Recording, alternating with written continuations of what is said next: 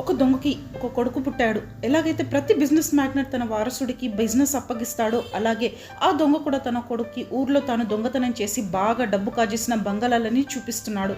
ఒక బంగళా చూపించి తండ్రి ఇలా అంటాడు, నేను ప్రతి సంవత్సరం దొంగతనం చేసి బాగా సంపాదిస్తాను ఇదే బంగళాలో, నువ్వు కూడా ఈ బంగళాలోనే దొంగతనం చేసి బాగా డబ్బు కూడబెట్టుకో అని అంటాడు. అప్పుడు కొడుకు ఇలా సమాధానం ఇస్తాడు, నాన్న నేను దొంగగా మారదలుచుకోలేదు, ఈ బంగళాలోని ఓనర్లా మారాలనుకుంటున్నాను. ఎందుకంటే మీరు ప్రతిసారి దొంగతనం చేస్తూనే ఉన్నారు, కానీ మీరు దొంగతనం చేసిన ప్రతిసారి ఆ ఓనర్ ఇంకా ధనవంతుడిగా మారుతూనే ఉన్నాడు, కానీ అదే పొజిషన్లో ఉండిపోలేదు. కానీ మీరు మాత్రం ఎన్నిసార్లు దొంగతనం చేసినా ఒక దొంగగానే ఉండిపోయాడు అంటాడు.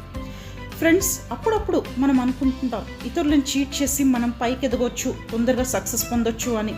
కానీ ఒక్క విషయం గుర్తుంచుకోండి, మీరు ఇలా చేయడం వల్ల మిమ్మల్ని మీరు చీట్ చేస్తున్నారు, ఇతరులను మాత్రం కాదు.